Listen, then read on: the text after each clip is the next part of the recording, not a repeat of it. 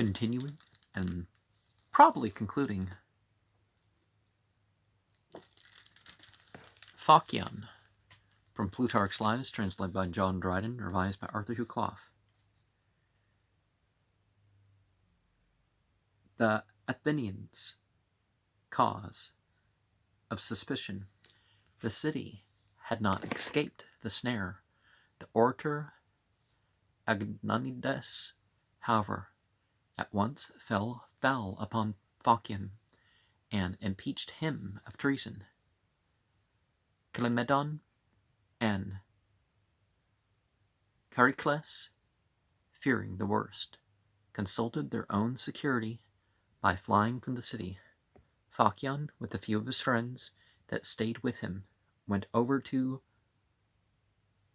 Polysperchon, out of respect for him. Solon of Plataea and Dinarchus of Corinth, who were reputed friends and confidants of Polysperchon, accompanied him, but on account of Dinarchus falling ill, they remained several days in Elatia, during which time, upon the persuasion of Agnonides and on the motion of Archestratus, a decree passed that the people should send delegates thither to accuse Phocion. So both parties reached Polysperchon at the same time, who was going through the country with the king, and was then at a small village of Phocis, Faraga, under the mountain now called Galata, but then Acrurium. There, Polysperchon, having set up the golden canopy and seated the king and his company under it, ordered Dinarchus at once to be taken and tortured and put to death, and that done, gave audience to the Athenians, who filled the place with noise and tumult, accusing and recriminating on one another, till at last Agnonides came forward and requested they might all be shut up together in one cage and conveyed to Athens, there to decide the controversy. At that the king could not forbear smiling, but the company that attended, for their own amusement, Macedonians and strangers, were eager to hear the altercation, and made signs to the delegates to go on with their case at once. But it was no sort of fair hearing. Polysperchon frequently interrupted Phocion, till at last Phocion struck his staff on the ground and declined to speak further, and when Hegemon said Polysperchon himself could bear witness to the affection for the people, Polysperchon called out fiercely, "Give over slandering me to the king!" And the king, starting up, was about to have run him through with his javelin. But Polysperchon interposed and hindered him, so that the assembly dissolved. Phocion and those about him were seized, and those of his friends that were not immediately by him, on seeing this, hid their faces and saved themselves by flight. The rest Cletus took and brought to Athens to be submitted to trial, but in truth, as men already sentenced to die, the manner of conveying them was indeed extremely moving.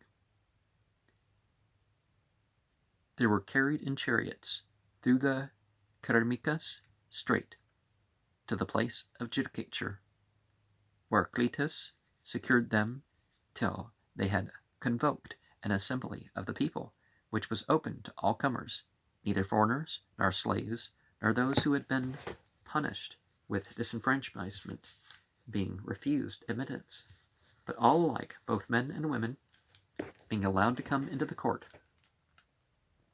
and even upon the place of speaking. So having read the king's letters, in which he declared he was satisfied himself that these men were traitors, however, they being a free city, he willingly accorded them the grace of trying and judging them according to their own laws. Cletus brought in his prisoners. Every respectable citizen, at the sight of Phocion, covered up his face and stooped down to conceal his tears, and one of them had the courage to say that since the king had committed so important a cause to the judgment of the people, it would be well that the strangers and those of servile condition should withdraw.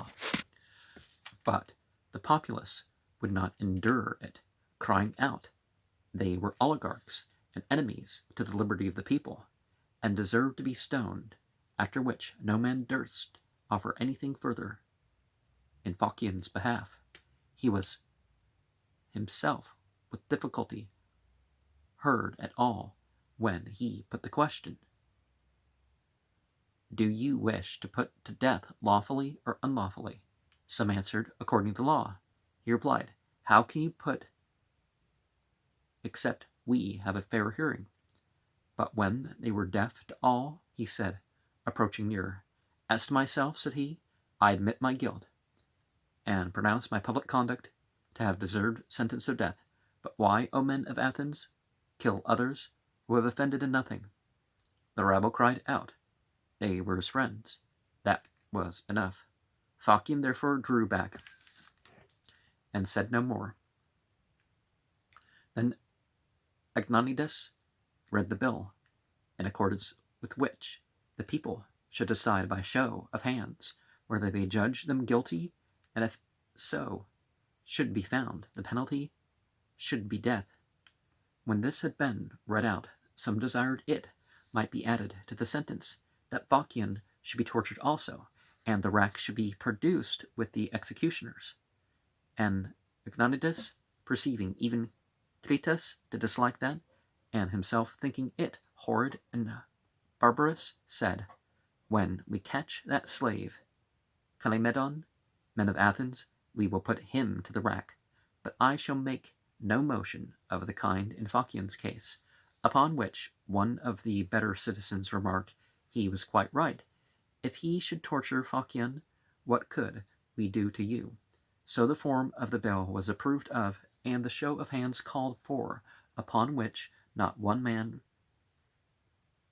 retaining his seat, but all rising up, and some with garlands on their heads, they condemned them all to death.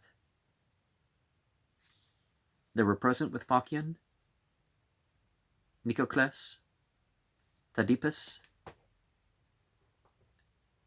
Hecamon, and Paphocles, Demetrius the Valerian, Calimedon, Charicles, and some others were included in the condemnation, being absent. After the assembly was dismissed, they were carried to the prison, the rest with cries and lamentations, their friends and relatives following and clinging about them, but Phocion looking, as men observed with astonishment, at his calmness and magnanimity, just the same as he had been used to return to his home attended as general from the assembly. His enemies ran along by his side, reviling and abusing him, and one of them, coming up to him, spat in his face, at which Phocion, turning to the officers, only said, you should stop this indecency. Thaddeus, on their reaching the prison, when he observed the executioner tempering the poison and preparing it for them, gave way to his passion. He began to bemoan his condition and the hard measure he received, thus unjustly to suffer with Phocion. You cannot be contented, said he, to die with Phocion. One of his friends that stood by asked him if he had wished to have anything said to his son. Yes, by all means, said he. Bid him bear no grudge against the Athenians. Then Nicocles, the dearest and most faithful of his friends, begged to be allowed to drink the poison first.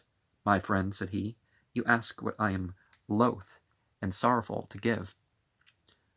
But as I never yet in all my life was so thankless as to refuse you, I must gratify you in this also. After they had all drunk of it, the poison ran short, and the executioner refused to prepare more, except they would pay him 12 drachmas to defray the cost of the quantity required. Some delay was made and time spent, when Phocion called one of his friends, and observing that a man could not even die at Athens without paying for it, requested him to give the sum.